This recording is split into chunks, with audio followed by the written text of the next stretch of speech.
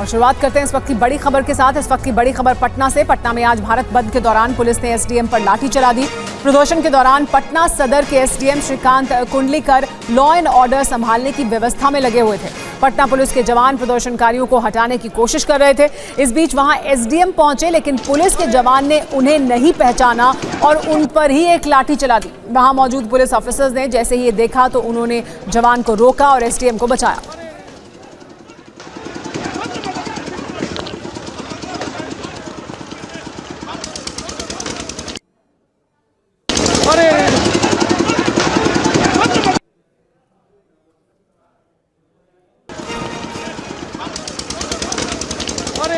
तो देखिए ये तस्वीर देखिए आप, देखिए किस तरह से जवान आता है और एसडीएम को ही एक लाठी खानी पड़ती है। इसके बाद जवान को रोका जाता है, बताया जाता है कि ये एसडीएम है। एसडीएम यहाँ पर कानून व्यवस्था को देखने के लिए पहुंचे थे। क्या आप अभी भी माता पिता बनने का सपना देख रहे हैं? अपोलो फर्टिलिटी के साथ अपने माता पिता बनने का सपना पूरा करें। मुफ्त परामर्श के लिए 9953440671 पर कॉल करें। क्योंकि यहाँ लाठीचार्ज हो रहा था, जवान यहाँ पर लगातार लोगों पर जो यहाँ इकट्ठा हुए थे विरोध प्रदर्शन करने के लिए, उन पर लाठियाँ भांज रहे थे और ऐसे में एसडीएम को भी एक लाठी खानी पड़ी। इसके बाद वहाँ मौजूद बाकी अधिकारियों ने जवान को रोका और बताया कि ये एसडीएम है। दो तस्वीरें दिखा देंगे आपको किस तरह से।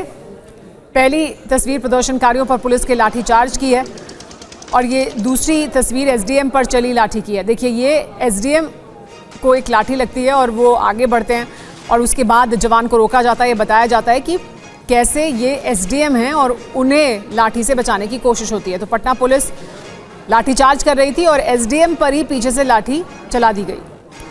एसडीएम साहब भी यहाँ पर मौजूद थे कानून व्यवस्था का जायजा लेने के लिए, देखने के लिए कानून व्यवस्था किस तरह से बनी हुई है यहाँ पर, क्योंकि आरक्षण के भीतर आरक्षण को लेकर विरोध प्रदर्शन हो रहा था। ऐसे में किस तरह से देखिए लाठीचार्ज किया जा रहा था, उसकी तस्वीरें हम आपको दिखा रहे हैं। तो दो तस्वीरें, एक लाठीचार्ज की तस्वीर, कैसे प्रदर्शनकारियों पर लाठीचार्ज किया गया और फिर इस लाठीचार्ज में एसडीएम को भी एक लाठी खानी पड़ी, वो तस्वीर भी सामने आ गई। क्या हो रहा है शायद शब्दों की जरूरत नहीं है। प्रदर्शन के दौरान लाठीचार्ज को लेकर टीवी9 संवाददाता रुपेश कुमार ने पटना सदर के एसडीएम श्रीकांत कुंडलीकर से बात भी की। सुनिए लाठीचार्ज को लेकर एसडीएम ने क्या कहा। साहब ये बताइए अभी क्या स्थिति है डकबंगला पे, क्या स्थिति है? अभी जाम क्लियर हो गया है। अच्छा। अभी ट्रैफिक भी सामान्य हो गया है। मतलब उन लोगों का आरोप है कि वो शांतिपूर्ण प्रदर्शन कर रहे थे, पुलिस ने लाठियां चलाई है कि शांतिपूर्ण तरीके से किसी प्रकार का नहीं था। हम लोगों के पास बैरिकेडिंग तोड़ के वो लोग आगे बढ़ने की कोशिश कर रहे थे। पुलिस के साथ नोकझोंक हुई, फिर हम लोगों ने पीछे खदेड़ दिया है। हाँ, जब तक शांतिपूर्ण था हम लोगों ने किसी प्रकार का बल प्रयोग नहीं किया है। तो आपने देखा कि रुपेश ने बात की टीवी9 भारतवर्ष संवाददाता ने एसडीएम से और एसडीएम का कहना कि बैरिकेड तोड़ा था प्रदर्शनकारियों ने और इस वजह से लाठियां चलाई गई, इस वजह से लाठीचार्ज किया गया। हालांकि जो प्रदर्शनकारी हैं उनका ये कहना था कि वो शांतिपूर्ण प्रदर्शन कर रहे थे अपनी मांग को लेकर। देश भर में भारत बंद बुलाया गया है, उसी के तहत पटना में भी ये विरोध प्रदर्शन हो रहा था आरक्षण के भीतर आरक्षण के मुद्दे को लेकर। लेकिन क्या हुआ दरअसल कि इस तरह से हालात बन गए पटना में, जहां पर लाठीचार्ज करना पड़ा लोगों को हटाने के लिए और फिर इसका शिकार खुद एसडीएम भी हो गए, जो ये बता रहे हैं कि कैसे लाठियां सिर्फ उन लोगों को खानी पड़ रही हैं जो बैरिकेड तोड़कर आगे बढ़े थे, क्योंकि स्थिति नियंत्रण के बाहर हो रही थी। इस वजह से यहाँ पर लाठीचार्ज किया गया। देखिए ये तस्वीरें देखिए किस तरह से लाठियां चली, किस तरह से लाठीचार्ज किया गया लोगों पर। यहाँ मौजूद जो प्रदर्शनकारी हैं उनका ये कहना है कि वो प्रदर्शन कर रहे थे देश भर में, क्योंकि भारत बंद बुलाया गया है उस मुद्दे को लेकर, लेकिन पटना पुलिस ने लाठीचार्ज कर दिया और खुद एसडीएम भी इसका शिकार हो गए।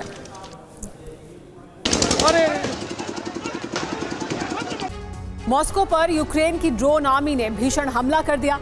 जब रूस की राजधानी के लोग चैन की नींद सो रहे थे, उस वक्त यूक्रेन ने आघात किया। कुर्स्क में रूस को बड़ी चोट पहुंचाने के बाद अब इस ड्रोन अटैक के बाद विध्वंस की एक नई सीरीज देखने को मिल सकती है। पुतिन के इंतकाम की ज्वाला धधक रही है, बस इंतजार है एकदम सही मौके की। मसलन अब स्थिति बेहद गंभीर हो गई है। इन सब के बीच पीएम मोदी यूक्रेन पहुंचेंगे, जिस पर दुनिया की नजर है। जहां एक तरफ पीएम का शांति संदेश है, वहीं दूसरी ओर यूक्रेन का बारूदी ऐलान। टीवी9 ग्राउंड जीरो पर मौजूद है। कीव की हर हलचल, हर खबर, हर तस्वीर आप तक हम पहुंचा रहे हैं। इसी से जुड़ी एक बड़ी खबर भी बता देते हैं। यूक्रेन के युद्ध क्षेत्र में पहुंचा है टीवी9 भारतवर्ष। यूक्रेन के कीव पहुंचा टीवी9 भारतवर्ष। बूचा में युद्ध से तबाही की तस्वीर दिख रही है। बूचा में रूसी हमले के टीवी9 पर सबूत देखने को मिल रहे हैं कि किस तरह से बूचा में लगातार हमले किए गए हैं और अब युद्ध की तबाही की तस्वीरें दिख रही हैं। हमारे साथ बूचा से ही लाइव जुड़ गए हैं TV9 भारतवर्ष संवाददाता विपिन चौबे। विपिन, आप पहले भी यहां पर पहुंचे थे और अब एक बार फिर युद्ध क्षेत्र में हैं। तब से अब तक कितना कुछ बदल गया है, कितनी तबाही देखने को मिल रही है? देखिए सुमारा, जिस युद्ध क्षेत्र में मैं मौजूद हूं और जहां पर मैं वापस आया हूं, मुझे याद है कि मैंने ही आपको यहां पर आकर रिप्लेस किया था। अप्रैल 2022 का वो महीना था जब 1 महीने से ज्यादा आपने यहां पर रिपोर्टिंग की थी और मैं यहां पर आपको आके रिप्लेस किया था मैंने। लेकिन उसके बावजूद अब 2 साल बाद जब मैं आया हूं तो मुझे लगा था कि चीजें बदल गई होंगी, इंफ्रास्ट्रक्चर ठीक हो गया होगा, सड़कें बन गई होंगी, रिहायशी बिल्डिंग्स एक बार फिर से गुलजार हो रही होंगी और लोग अपने घरों में आकर बस रहे होंगे। लेकिन कुछ भी नहीं बदला सुमेरा। इस इलाके को जिसको मैं दिखा रहा हूं उससे आप बखूबी परिचित हैं और इन इलाकों में आपने भी ग्राउंड रिपोर्ट भेजी थी। आप देखिए कि कैसे उन तमाम रिहायशी इलाकों को टारगेट करने के बाद रॉकेट से, मिसाइल से हमला किया गया था। और एक तरफ से हम शुरू करेंगे, जरा वीरेंद्र यहां से दिखाइए, डबल फ्रेम में जरा दिखाइए, इस तरफ आप दिखाइए, लॉन्ग फ्रेम में जब मैं आपको दिखाऊंगा ये पूरे का पूरा इलाका वो बूचा का इलाका है जो एक बड़ा और पॉश कॉलोनी माना जाता था। इसके सामने ये जंगल है, इसी जंगल से तोपें, मिसाइलें आई थी और यहीं से सैनिकों ने हमला किया था। रशियन सैनिक यहां तक घुस आए थे और उनके सामने फैक्ट्री हो, रिहायशी इलाके हो, फ्लैट्स हो, अपार्टमेंट हो, स्कूल्स हो, बिल्डिंग्स हो या फिर विलास हो, जो जो उनको मिला उसको उन्होंने निशाना बनाया। और उसी के मद्देनजर अब आपको मैं लिए चलता हूं, अंदर की तरफ दिखाने की कोशिश करता हूं कैसे इस पूरे इलाके को हमला किया गया, इसको निशाना बनाया गया और कैसे टूटा बिखरा मंजर आज भी गवाही दे रहा है कि बूचा ने कितना कुछ झेला है। ये देखिए पूरे का पूरा घर का जो मलबा है वो आपको यहां पर नजर आएगा। पूरा घर अंदर से जलकर राख हो गया है, कुछ भी नहीं बचा है, बाहर सिर्फ ये मलबा है। और ये मलबा बताने के लिए काफी है कि अब भी इस घर में रहने वाले लोग, अगर कोई बच भी गया होगा तो भी आने के लिए तैयार नहीं है। और ये मलबा गवाही है रशिया के उस जुल्म सितम का, या यूं कहें युद्ध की उस विभीषिका का जो बूचा के लोगों ने झेला है।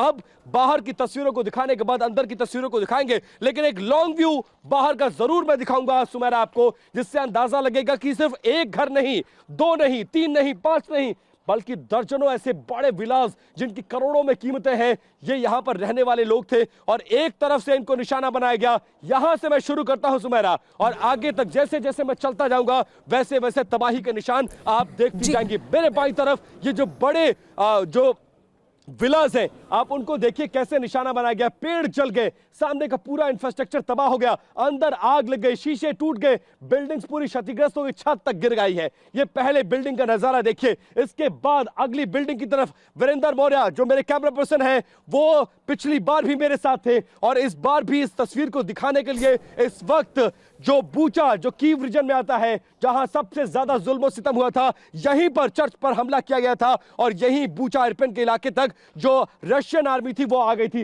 ये पहली बिल्डिंग आपने देखी, इसके बाद ये दूसरी बिल्डिंग देखिए, ये तीसरी बिल्डिंग देखिए, ये चौथी बिल्डिंग देखिए, ये 5वीं, 6वीं, 7वीं, 8वीं, 9वीं, 10वीं, गिनती खत्म हो जाएगी लेकिन बर्बादी के ये निशान खत्म नहीं होंगे सुमेरा, जो अपने आप में बताने के लिए काफी है कि हालात आज भी की बदले नहीं है। आज भी सुबह से रेड अलर्ट सायरन बज रहे हैं और 12 बजे रात से लेकर सुबह 5 बजे तक का वक्त सबसे ज्यादा क्रूशियल होता है। इसी वक्त हमले को अंजाम दिया जाता है तब जब आधी दुनिया सो रही होती है, आधा से ज्यादा यूक्रेन सो रहा होता है, सिर्फ सेनाओं के अलावा बाकी लोग अपने घरों में आराम कर रहे होते हैं। अब अंदर जब इस तरह के हमले होते हैं सुमेरा तो अंदर का जो विभत्स नजारा होगा वो कैसा होगा वो आपको समझाने की कोशिश कर रहे हैं और अपने कैमरा पर्सन वीरेंद्र मौर्य को कहेंगे कि अंदर लेकर आए और आप देखिए जब बाहर से इतना खूबसूरत स्ट्रक्चर रहा होगा तो अंदर इसके इंटीरियर में कितना पैसा खर्चा गया होगा, कैसे सपनों के इस घर को बनाया गया होगा।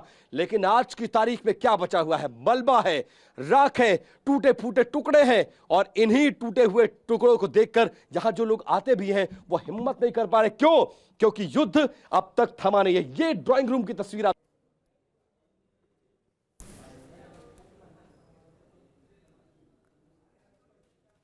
तो विपिन हमें दिखा रहे हैं कि किस तरह के हालात हैं, किस तरह से तरफ का जी विपिन।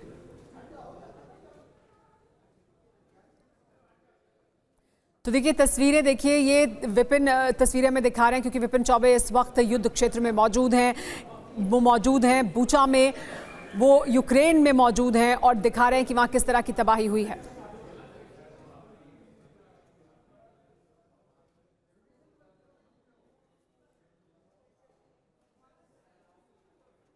जी विपिन, आप हमें दिखाते रहें तस्वीरें और आगे बढ़ें और बताएं कि और क्या कुछ आप वहाँ देख रहे हैं। Over to you Vipin. बिल्कुल सुमेरा, देखिए मुझे बीच में आपकी आवाज आई, मुझे रुकना पड़ा और आपको मैं दिखा रहा हूं कि सबसे पहले आप इस बिल्डिंग के पीछे का व्यू, तो ड्राइंग रूम के आपको व्यू। विपिन लगातार रिपोर्ट करते रहेंगे, हम विपिन के पास फिर जाएंगे और तस्वीरें आपको दिखाएंगे, ग्राउंड जीरो दिखाएंगे युद्ध क्षेत्र का। लेकिन जहां एक तरफ यूक्रेन में तबाही दिखाई दे रही है, वहां रूस भी इससे अछूता नहीं है। रूस के रोस्तोव में यूक्रेन ने ड्रोन अटैक किया है, यूक्रेन ने ऑयल डिपो पर हमला किया। यूक्रेनी हमले के बाद ऑयल डिपो में आग लगी है। लगातार एक बड़ा हमला जो किया गया था रोस्तोव में, वो आग बुझी नहीं है। यूक्रेन भी हमले कर रहा है, जहां एक तरफ कुर्स्क की जंग जारी है तो वहीं अब मॉस्को के ठीक पास पहुंचकर ड्रोन से हमला किया गया है और इस वजह से रूस को बड़ा नुकसान हुआ है। यूक्रेनी हमले के बाद देखिए किस तरह से ऑयल डिपो में आग लगी है।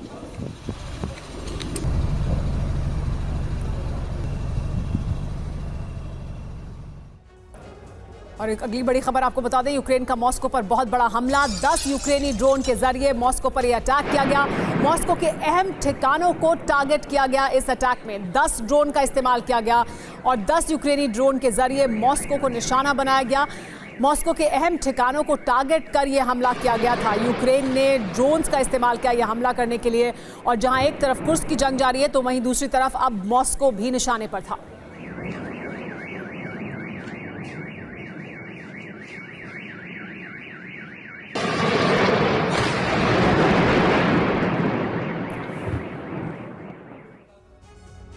हालांकि इस हमले पर मॉस्को के मेयर ने बड़ा बयान दिया है। मॉस्को पर अब तक का ये सबसे बड़ा हमला है। स्थिति पर लगातार हमारी नजर बनी हुई है, कहा है मॉस्को के मेयर ने। मॉस्को के मेयर की तरफ से कहा गया कि अभी तक का मॉस्को पर होने वाला ये किसी भी तरह का सबसे बड़ा हमला है, जिसमें 10 ड्रोन का इस्तेमाल कर यूक्रेन ने अहम ठिकानों को निशाना बनाया है।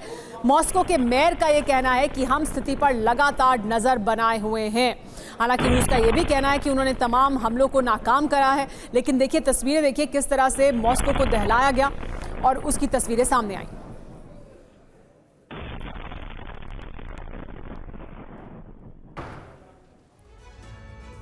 लेकिन इस हमले में रूस ने यूक्रेन के 45 ड्रोन मार गिराए। मॉस्को रीजन में 11 ड्रोन मार गिराए गए और ब्रियांस्क में 18 से ज्यादा ड्रोन मार गिराए गए।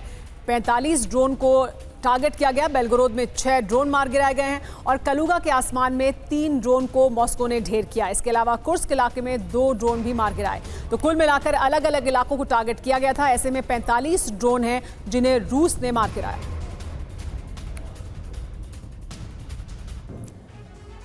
तो बड़ी खबर आज की यही कि मॉस्को पर सीरियल ड्रोन अटैक किया है यूक्रेन ने। ये अपने आप में एक बड़ा हमला है। कहां और कितने ड्रोन से ये हमला किया गया, आइए ये आपको पूरी टाइमलाइन दिखा देते हैं। तो यूक्रेन ने 45 ड्रोन जो थे यूक्रेन के, उन्हें रूस ने मार गिराया है। कहां पर ये हमला हुआ था, कहां पर कितने ड्रोन को निशाना बनाया गया, देखिए मॉस्को में 11 ड्रोन को निष्क्रिय किया गया, बेलगोरोद में 6 ड्रोन, कलुगा में 3 और कुर्स्क में 2 ड्रोन। 45 ड्रोन को ढेर किया है रूस ने। लेकिन ब्रियांस्क में सबसे ज्यादा ड्रोन ढेर किए गए। यहां पर सबसे ज्यादा बड़ा हमला था, यहां पर सबसे ज्यादा ड्रोन को भेजा गया था। रूस ने ब्रियांस्क में 23 ड्रोन मार गिराए हैं। तो देखिए कितना बड़ा ये हमला था, कितनी बड़ी संख्या में ड्रोन भेजे गए थे यूक्रेन द्वारा। रूस ने ब्रियांस्क में सबसे ज्यादा 23 ड्रोन मार गिराए हैं। तो सीरियल ड्रोन अटैक किया गया है रूस में। कुर्स्क में यूक्रेन ने लेकिन दूसरी तरफ विध्वंसक हमला जारी रखा है। कुर्स्क में यूक्रेन ने सभी 3 पुल तबाह कर दिए हैं। सेम नदी पर बने ये 3 पुल तबाह कर दिए गए। यानी रूस के लिए मुश्किलें और ज्यादा बढ़ गई हैं। पुल तबाह होने से फंस सकते हैं रूसी सैनिक, ऐसा कहा जा रहा है। नदी और यूक्रेनी फौज के बीच फंस सकते हैं रूसी जवान और फिर उन्हें निशाना बनाया जा सकता है।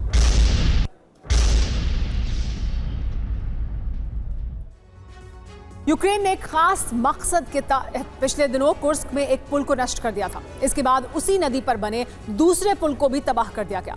यूक्रेन का मिशन और आगे बढ़ा और रूस कुर्स्क की साइम नदी पर बने तीसरे पुल को सुरक्षित नहीं रख सका।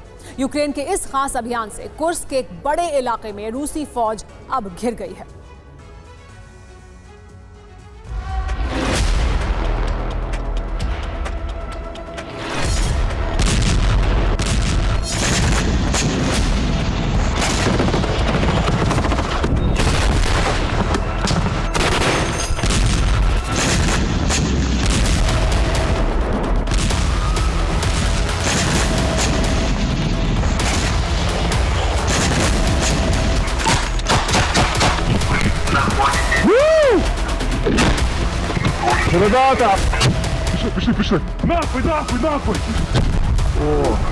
याद है रूसी सेना का वो चक्रव्यूह, याद है बाखमुत, वो रूसी फौज की घेराबंदी,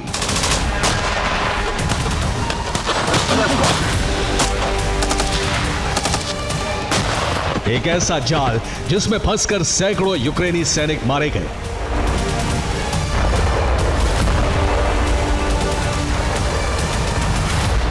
आप भले भूल गए हो, लेकिन यूक्रेन कैसे भूल सकता है।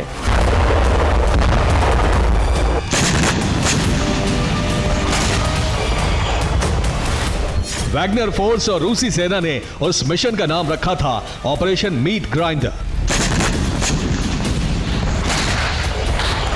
अब उसी ऑपरेशन की तरह यूक्रेनी फौज के चक्रव्यूह में फंस चुकी है रूसी सेना।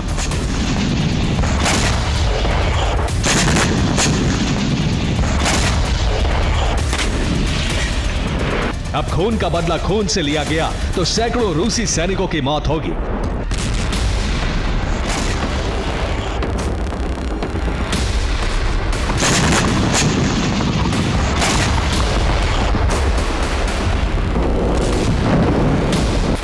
ऐसा रक्तपात होगा जिसे रूसी सेना कभी भूल नहीं सकेगी।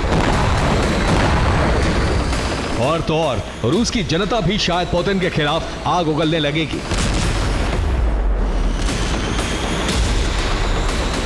अब कुर्स्क में वैसी ही स्थिति बन रही है।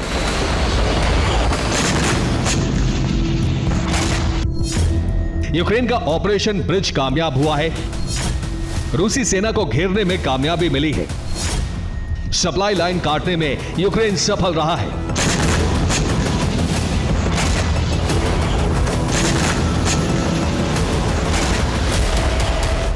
यूक्रेन जो भी कर रहा है वो या तो रूस से सीखा हुआ सबक है या फिर पेंटागन में बैठे अमेरिका के तेज तर्रार कमांडर्स का प्लान।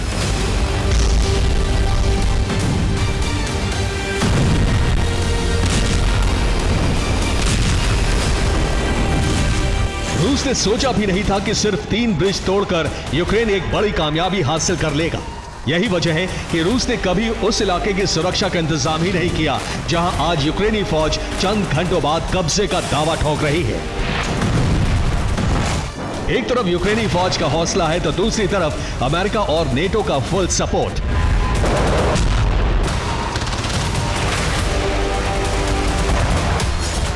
पेंटागन ने ऐलान कर दिया है कि कुर्स्क में यूक्रेन को अमेरिका से मदद जारी रहेगी।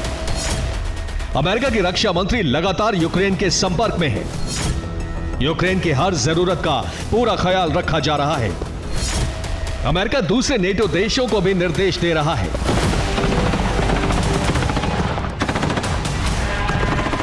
कुर्स्क में यूक्रेनी सेना कैसे हर दिन कुछ नए इलाकों को कब्जे में ले रही है, उसे इन तस्वीरों से समझा जा सकता है।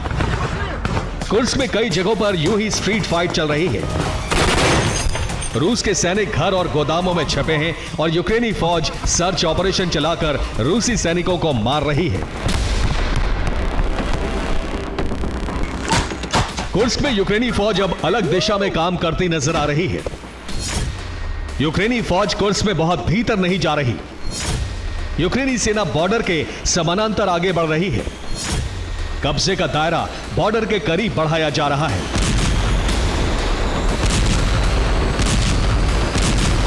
वॉर एक्सपर्ट्स के मुताबिक यूक्रेनी सेना कुर्स्क में एक खास सीमा तक जाने के बाद और अधिक आगे नहीं बढ़ रही है। अब जाहिर हो रहा है कि यूक्रेनी फौज अपनी सीमा से बहुत दूर नहीं जाना चाहती है। विशेषज्ञों का मानना है कि यूक्रेन शायद अपनी सीमा के करीब एक बड़ा बफर जोन बनाने पर काम कर रहा है।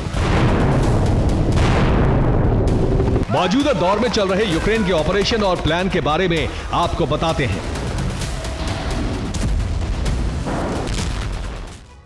कुर्स्क को लेकर ज़ेलेंस्की ने बड़ा बयान दिया है। पूर्वी हिस्से में हालात आसान नहीं है, कहा ज़ेलेंस्की ने। टोरेस्क में लड़ना मुश्किल हो रहा है।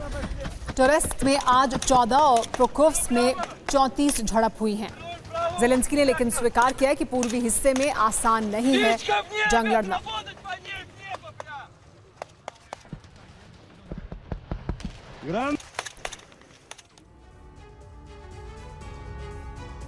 लेकिन क्या है मौजूदा हालात, आइए आपको दिखाते हैं। रेड मार्क वाले इलाकों पर रूस का पूरा नियंत्रण है। येलो मार्क वाले इलाके में रूस तेजी से आगे बढ़ रहा है। हल्के पीले रंग वाले इलाके में कुछ हिस्सों पर यूक्रेन का कब्जा है। अभी की खबर यह है कि टोरेस्क में मुश्किल में है यूक्रेनी सैनिक। टोरेस्क में बुरी हालत की बात ज़ेलेंस्की ने खुद कबूल कर ली है। पोक्रोव्स्क पर भी कब्जे के करीब पहुंच चुका है रूस। टोरेस्क से बेहद करीब है पोक्रोव्स्क। पोक्रोव्स्क रणनीतिक लिहाज से बहुत अहम जगह है। क्रामाटोर्स्क और स्लोवियांस्क पर कब्जे का खतरा भी बना हुआ है, जिसे खुद ज़ेलेंस्की कह रहे हैं कि पूर्वी हिस्से में जो कुछ हो रहा है वो बहुत मुश्किल हालात हैं। लेकिन एक तरफ कुर्स्क पर यूक्रेन का कब्जा करीब करीब हो चुका है, जिससे क्रेमलिन में कोहराम मच गया है। तो दूसरी तरफ पुतिन की जिंदगी पर बड़ा खतरा मंडरा रहा है। अगर कुर्स्क के बाद यूक्रेनी सैनिक आगे बढ़े तो पुतिन के खिलाफ रूस में आक्रोश बढ़ सकता है, जिसमें उन्हें सत्ता से हटाने के लिए उनकी हत्या तक हो सकती है। इसी तरह का खतरा यूक्रेन के प्रेसिडेंट ज़ेलेंस्की पर भी मंडरा रहा है। आखिर क्यों पुतिन और ज़ेलेंस्की की जिंदगी पर संकट है और कौन है वो जो उनकी जान ले सकते हैं, इस एक्सक्लूसिव रिपोर्ट में जानिए।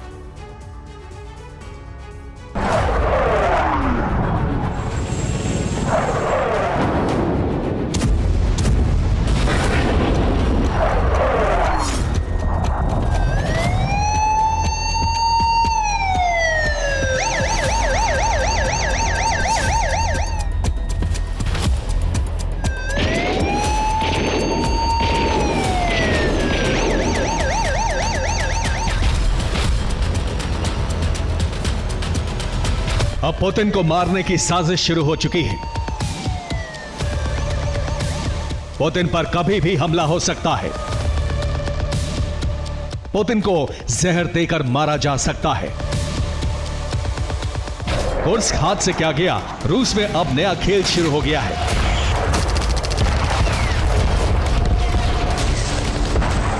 एक तरफ कुर्स्क में यूक्रेनी सैनिक तबाही मचा रहे हैं, दूसरी तरफ पुतिन के खिलाफ विद्रोह की आवाज तेजी से उठने लगी है। पुतिन की कुर्स्क में हार से खलबली मची है कि अगर पुतिन ने कुर्स्क पूरी तरह से गंवा दिया तो रूस का अंजाम क्या होगा। अब रूस में पुतिन के कंट्रोल को लेकर सवाल उठने लगा है। ये सवाल पूछा जा रहा है कि क्या पुतिन के हाथ से क्रेमलिन निकलने लगा है। माना जा रहा है कि अगर पुतिन एक और शहर हार गए तो रूस में विद्रोह का बवंडर आ सकता है। इन तस्वीरों को ज्यादा वक्त नहीं बीता है जब रूस में पुतिन के खिलाफ सड़कों पर लोग उतरे थे। पुतिन ने उस आवाज को तो दबा दिया और रूस के सिंहासन पर 5वीं बार कब्जा कर लिया। लेकिन अपने खिलाफ पनपती साजिश को रोक नहीं पा रहे हैं। हालांकि इसी तरह की साजिश यूक्रेन के प्रेसिडेंट वोलोदिमीर ज़ेलेंस्की के खिलाफ हो सकती है। ज़ेलेंस्की के खिलाफ कौन सी योजना बन रही है उसके बारे में बताएंगे, लेकिन पहले पुतिन के कत्ल की साजिश कहां और कौन तैयार कर रहा है वो बताते हैं। एक पूर्व नेटो कर्नल हेमिस ब्रेटन ने खुलासा किया है कि पुतिन को उनके करीबी दोस्तों से जान का खतरा है। वो करीबी दोस्त गैंगस्टर हो सकते हैं जो पुतिन को जहर देकर मार सकते हैं।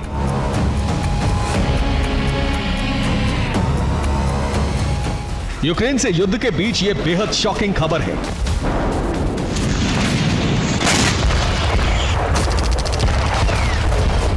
नेटो के पूर्व कर्नल ब्रेटन एक केमिकल वेपन एक्सपर्ट हैं और ब्रिटिश आर्मी में रह चुके हैं।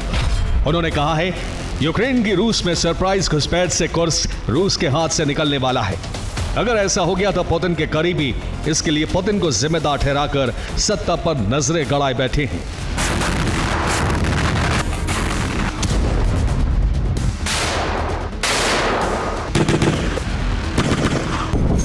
हालांकि पूर्व ब्रिटिश कर्नल गॉर्डन ने आगाह भी किया है कि अगर पुतिन साजिश को जान गए तो इसको काबू भी कर सकते हैं। अगर पुतिन से जरा सी चूक हुई तो फिर उनके करीबी गैंगस्टर दोस्त सलाह के बहाने पुतिन को जहर देकर मार सकते हैं। पूर्व नेटो कर्नल हेमस बैटन ने ये सारी बातें एक न्यूज वेबसाइट को दिए इंटरव्यू में कही हैं।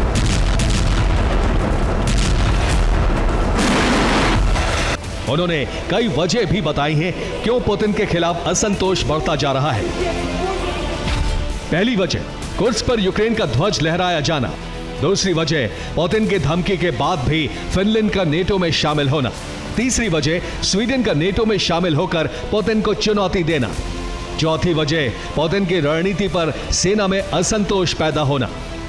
पांचवी वजह, रूसी सेना में घटिया और पुराने हथियारों का इस्तेमाल होना। छठी वजह, युद्ध के दौरान करीब 7 लाख सैनिकों का मारा जाना।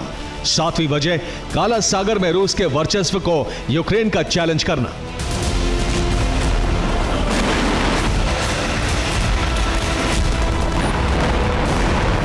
इसके अलावा कई और वजह हैं जिससे पुतिन पर रूसी जनता का विश्वास खत्म होता जा रहा है। पुतिन पर विश्वास रखने वाले करीबी दोस्त भी अब पुतिन को कमजोर मानने लगे हैं, क्योंकि पुतिन की तरफ से नेटो देशों में न्यूक्लियर अटैक का खौफ कम हो रहा है।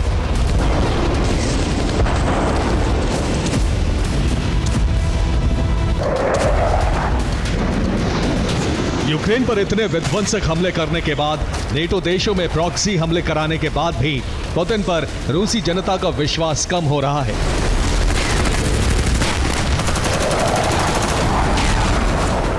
दरअसल इसके पीछे बड़ी वजह युद्ध का लंबा खिंचना है। साथ ही रूस की इकोनॉमी लगातार नीचे जा रही है, जबकि नेटो और यूरोपीय यूनियन के प्रतिबंध लगातार बढ़ते जा रहे हैं। हालांकि पुतिन अपने खिलाफ उठते आक्रोश को दबाने में कई बार कामयाब रहे हैं। ऐसी भी खबरें आई हैं कि जिसने भी पुतिन के खिलाफ आवाज उठाई वो या तो मारा गया या फिर गायब हो गया।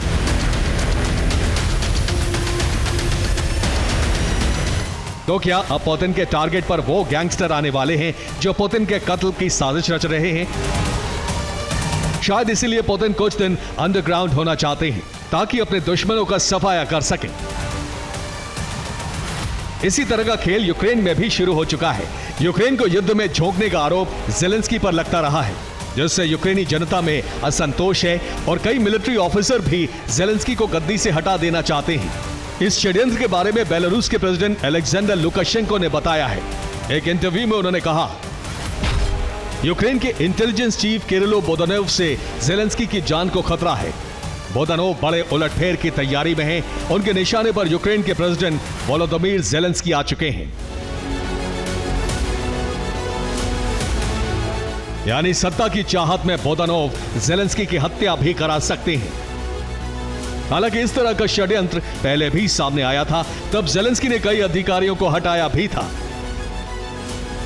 लेकिन लगातार बढ़ रहे असंतोष से ज़ेलेंस्की अपनी सत्ता कब तक बचा पाएंगे, इस बारे में कुछ कहा नहीं जा सकता, क्योंकि नेटो से हथियार मिलने के बाद युद्ध लंबा खिंच रहा है और उधर रूस यूक्रेन में लगातार तबाही मचा रहा है।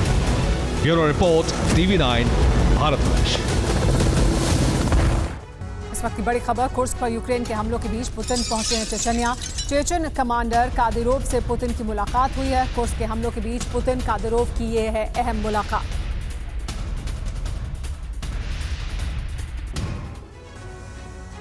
चेचन्या में कादिरोव के साथ पुतिन रूसी स्पेशल फोर्स यूनिवर्सिटी पहुंचे हैं। पुतिन ने कादिरोव के साथ हथियारों को यहां पर देखा है और वॉर जोन से जब्त किए गए हथियारों की समीक्षा भी की है। यूक्रेन के खिलाफ जंग में जब्त किए गए हथियारों को देखते हुए दिखाई दिए पुतिन।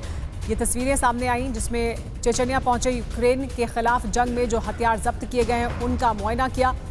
वॉर जोन से जब्त किए गए हैं ये हथियार। पुतिन ने कादिरोव के साथ किया ये मुआयना और कादिरोव से अहम मुलाकात की।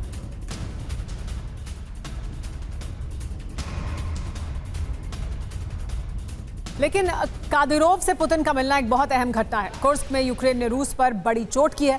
ऐसे में कादिरोव से कुर्स्क में यूक्रेन को पछाड़ने को लेकर बातचीत से इनकार नहीं किया जा सकता और आने वाले समय में बेहद विध्वंसक परिणाम भी हो सकते हैं।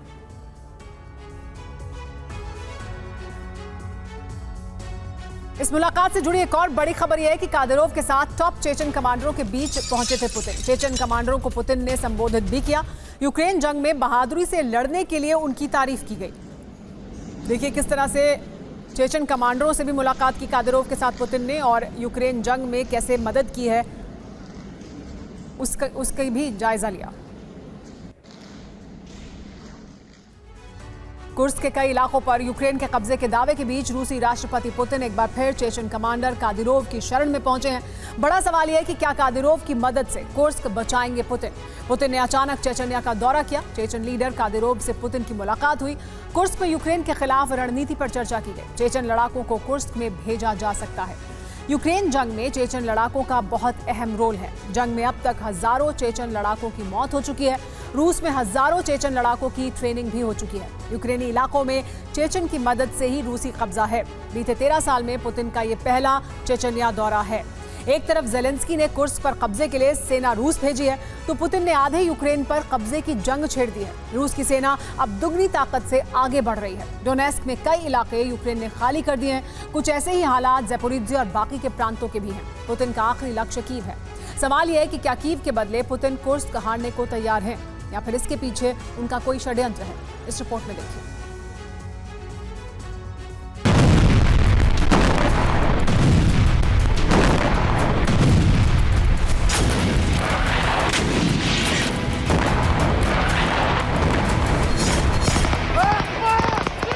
कुर्स्क पर हमले कर ज़ेलेंस्की ने सोचा था कि वो पुतिन को बैकफुट पर धकेल देंगे, उन्हें बातचीत के टेबल पर आने के लिए मजबूर कर देंगे। लेकिन ज़ेलेंस्की का पासा उल्टा पड़ गया है।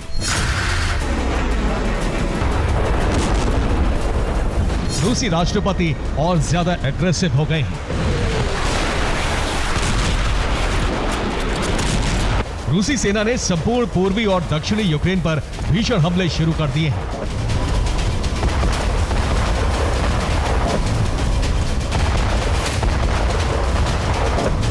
रूसी सेना कीव पर कब्जे के लिए बेहद तेजी से आगे बढ़ रही है। पुतिन ने कीव पर कब्जा कर ज़ेलेंस्की को खत्म करने का षड्यंत्र रचा है।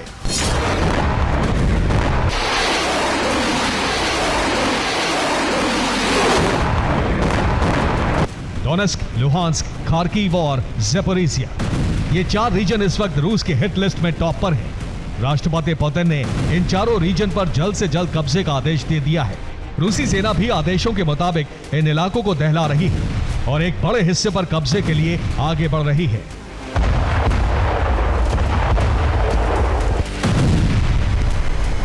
सबसे भीषण जंग इस वक्त डोनेस्क में चल रही है, जहां रूस की सेना पोक्रोवस्क और मिर्नोहराद बॉर्डर के पास पहुंच चुकी है। आने वाले कुछ घंटों में इन दोनों इलाकों पर रूस का कब्जा हो सकता है।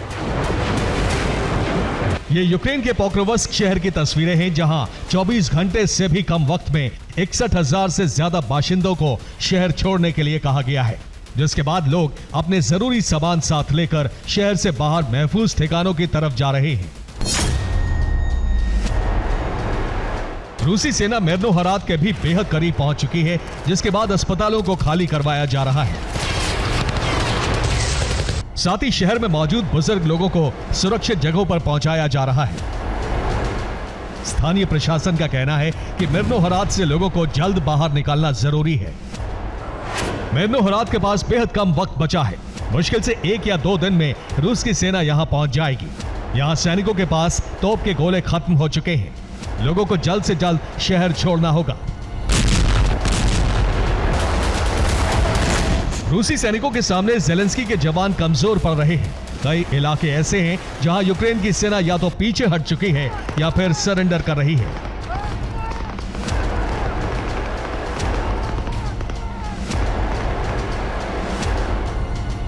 खेरसोन में नीपर नदी के पास भी रूस हावी हो गया है। यहां पूर्वी किनारे पर रूस का पहले से कब्जा था, लेकिन अब दक्षिणी किनारे पर भी रूस बढ़त बना चुका है।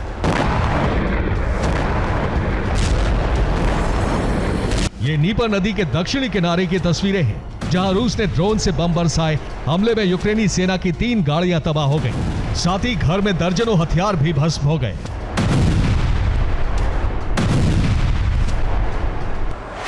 दरअसल यूक्रेन ने अपनी पूरी ताकत कुर्स्क में लगा दी है। वो कुर्स्क पर कब्जा कर रूसी सैनिकों की रसद का रूट काटना चाहता है। ताकि डोनेट्स्क और लुहांस्क में आगे बढ़ती रूसी फौज को रोका जा सके। लेकिन रूस और अग्रेसिव हो गया है और कीव पर कब्जे के लिए आगे बढ़ रहा है।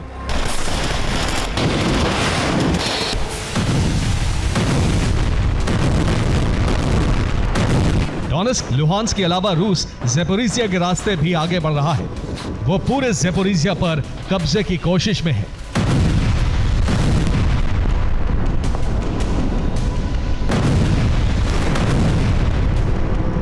ज़ेलेंस्की का आरोप है कि रूसी सेना ने ज़ेपोरिज़िया परमाणु संयंत्र के आसपास हथियारों और गोला बारूद जमा करना शुरू कर दिया है।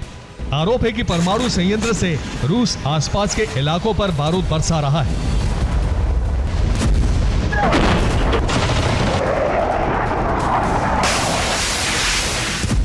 सवाल है कि पुतिन का असली मिशन क्या है।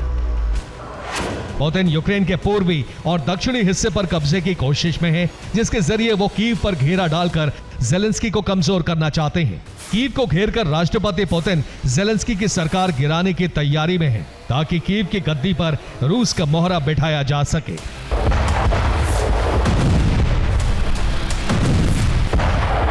इसीलिए पुतिन संपूर्ण पूर्वी और दक्षिणी यूक्रेन को टारगेट कर रहे हैं।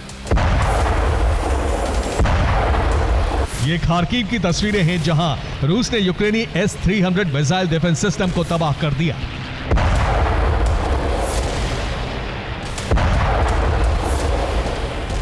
क्रिमिया में रूस ने एक यूक्रेनी हथियार डिपो के परखच्चे उड़ा दिए। साफ है, ज़ेलेंस्की के कुर्स्क दाव के खिलाफ पुतिन ने अपने मोहरे चल दिए हैं। वो अगर आगे बढ़ते हैं तो कुर्स्क फतेह पर निकले ज़ेलेंस्की के लिए कीव बचाना भारी पड़ जाएगा। Bureau report, TV9 Bharatvarsh. इस वक्त की बड़ी खबर, 12 घंटे में 2 वॉर फ्रंट पर सबसे बड़े हमले हुए हैं। मॉस्को में यूक्रेन ने सबसे बड़ा ड्रोन अटैक किया है। रूस के 4 शहरों पर यूक्रेन ने 45 ड्रोन दागे। उधर अरब में भी बारूदी चिंगारी भड़की है। पहली बार हिजबुल्लाह ने इजराइल के रिहायशी इलाकों पर बड़े अटैक किए हैं, जिसके बाद इजराइल के रिहायशी इलाकों में आग लग गई है। एक बड़ी खबर यह भी कि मॉस्को पर हमले के बीच एक और जानकारी सामने आ रही है। इजराइल के रिहायशी इलाकों में हिजबुल्लाह ने हमला किया है। पहली बार रिहायशी इलाकों में हिजबुल्लाह ने किए ये बड़े हमले। हिजबुल्लाह के हमलों के बाद भारी तबाही देखने को मिली है।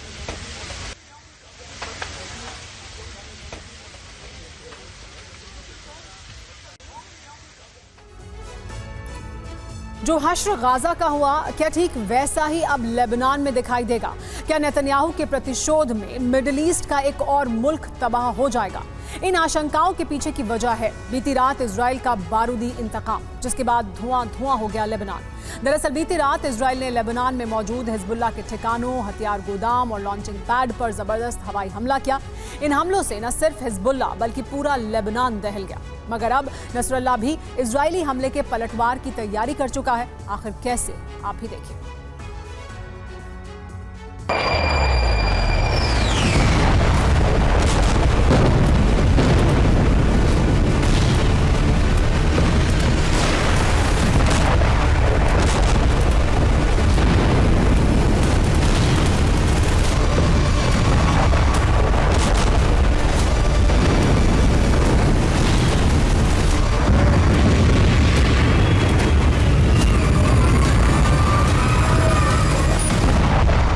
जोरदार धमाकों के साथ उठता आग का गुबार।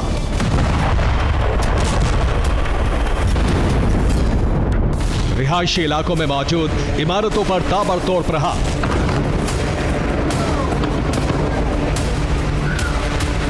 प्रचंड आसमानी प्रहार के बाद आया बारूदी भूचाल। बीती रात इजरायली वायुसेना के आसमानी जंगबाजों ने फिर कहर बरपाया।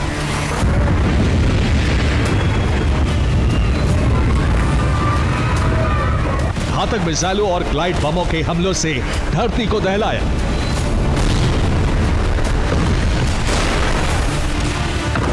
और जानते हैं, आईडीएफ ने यह हमला गाजा पर नहीं बल्कि लेबनान पर किया, और इसका नतीजा यह हुआ कि लेबनान का कोना कोना बारूदी प्रहार से थर्रा उठा। रात के वक्त हुए इन हमलों से लेबनान में कोहराम मच गया।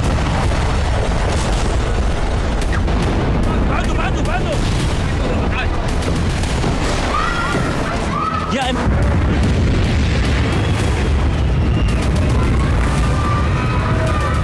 गाजा को तहस नहस करने वाली इजरायली ब्रिगेड ने बीती रात लेबनान पर अब तक की सबसे भीषण स्ट्राइक की। मीडिया रिपोर्ट्स में जो दावे किए जा रहे हैं उसके मुताबिक आईडीएफ ने पूर्वी लेबनान की बेका वैली में इजरायली वायुसेना के लड़ाकू विमानों ने प्रॉक्सी संगठन हिजबुल्लाह के हथियार डिपो पर बमबारी की। ये हथियार डिपो बेका घाटी के नबी शित इलाके में मौजूद था। इतना ही नहीं, दक्षिणी लेबनान के बालबक इलाके में हिजबुल्लाह की मिसाइल फैक्ट्री थी जिसे आईडीएफ ने निशाना बनाया और तबाह कर दिया। दक्षिणी लेबनान के अल मंसूरी और ताइबा इलाके में हिजबुल्लाह संगठन ने लॉन्च पैड बना रखे थे। दोनों लॉन्च पैड को इजरायली सेना ने ध्वस्त कर दिया। इसके अलावा आयत अल शाब और हनीन में मौजूद हिजबुल्लाह के मिलिट्री बेस पर भी इजरायली सेना ने विध्वंसक स्ट्राइक की। दावा किया जा रहा है कि बीती रात उत्तरी इजराइल से आईडीएफ के लड़ाकू विमानों ने उड़ान भरी, वो भी बम, गोला बारूद और मिसाइलों से लैस होकर, और फिर लेबनान के एयर जोन में दाखिल होने के साथ ही बारूदी बारिश शुरू कर दी।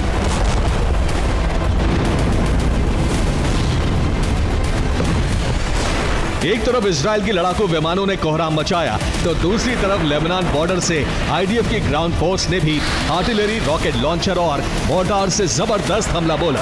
यकीन मानिए, आईडीएफ के सीरियल अटैक से न सिर्फ हिजबुल्लाह बल्कि लेबनान के लोगों में भी कोहराम मच गया। भीषण बमबारी के बीच हर कोई अपनी जान बचाने के लिए इधर उधर भागने लगा।